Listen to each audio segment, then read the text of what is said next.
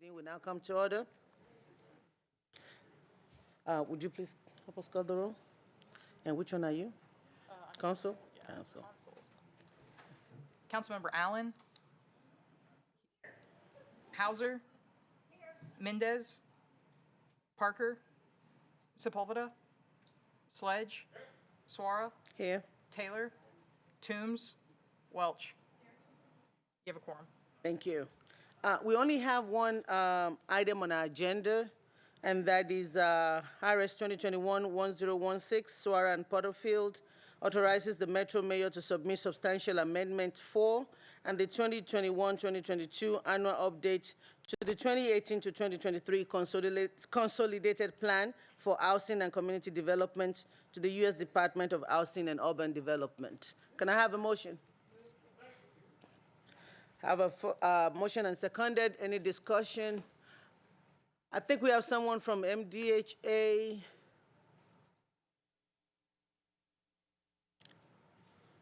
And that is public. Yeah. Is that public? Yeah. Good afternoon, Emil Alexander. I'm the Director of Community Development at MDHA. This is the 2021 Action Plan for Housing and Community Development.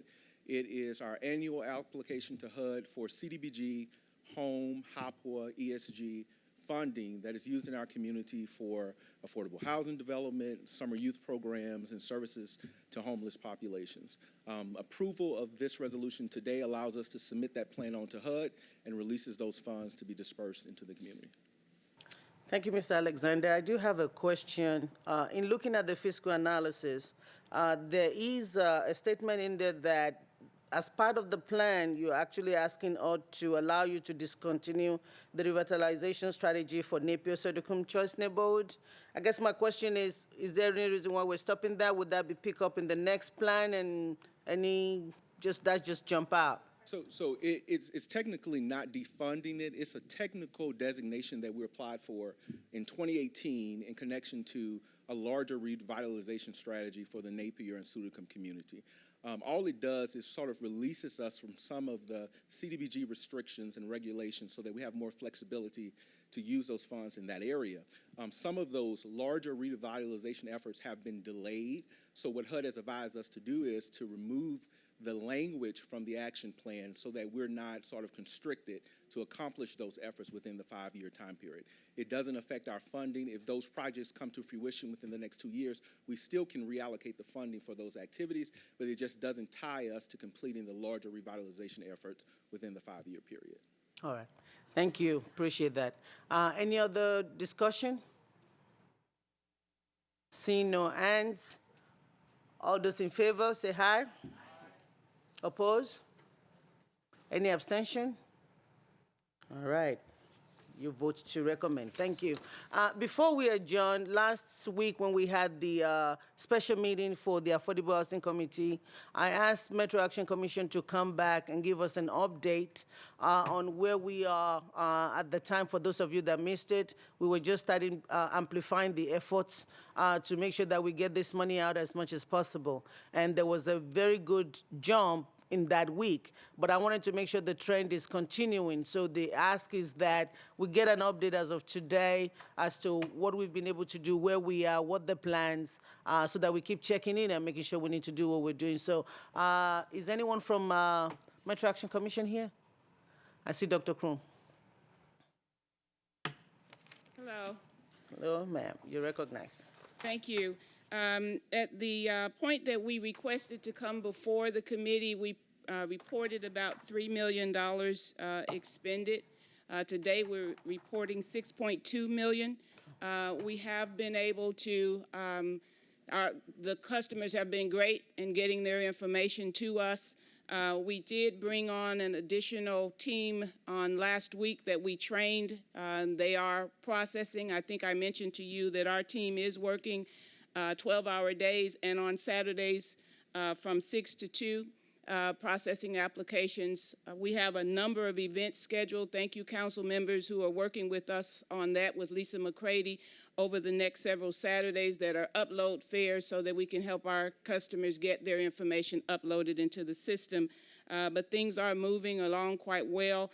As you all know, we're required to prioritize individuals who are below 50% AMI. Of that 6.2 million, 5.4 million is gone to individuals that are below 50% AMI. So I want to make sure that you all are aware of that. We did update our dashboard, which we do Mondays by 4 p.m. Today. So if you go on to Metro Action Commission's website each Monday by 4, you'll see an update with the information.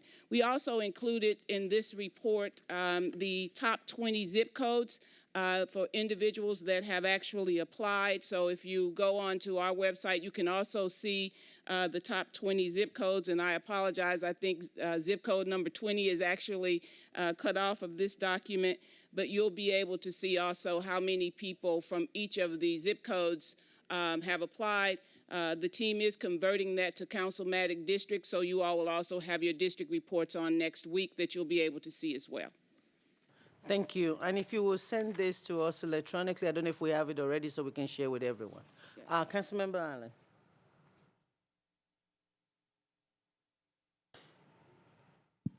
Thank you, Madam Chair. Thank you so much for the update and for all the work your team is doing. Tell them we really appreciate the Saturdays and everything.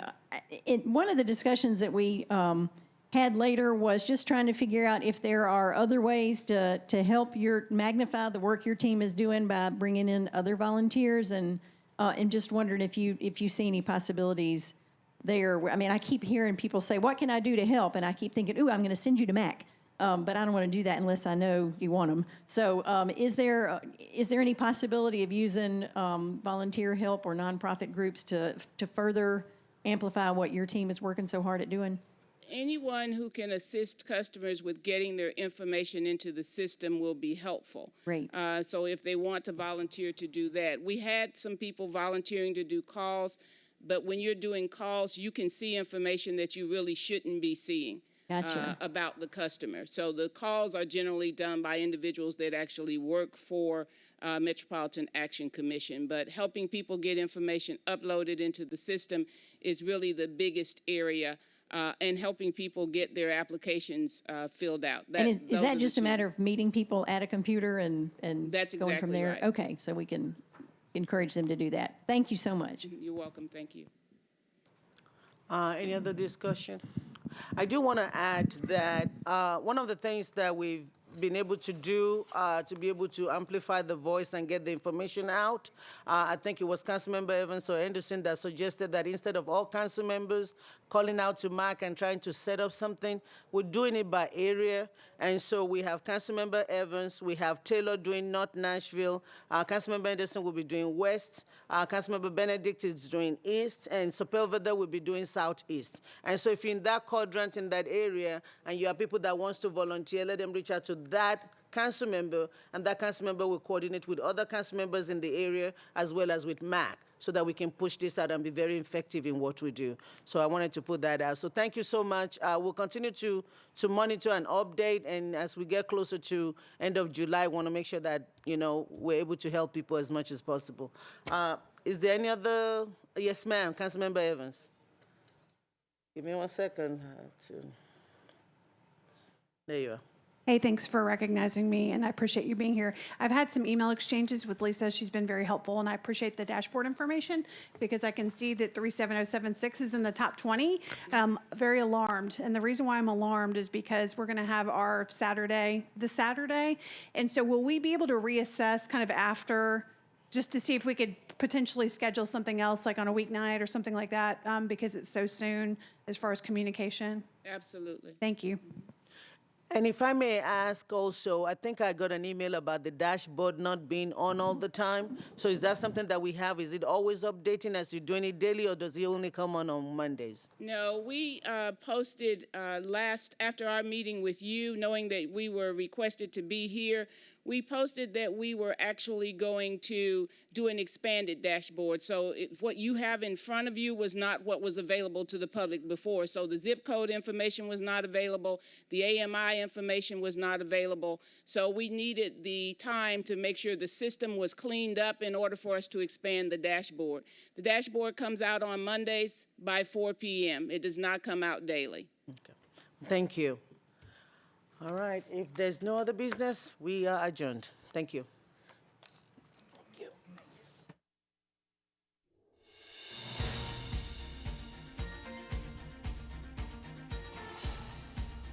This has been a service of the Metro Nashville Network.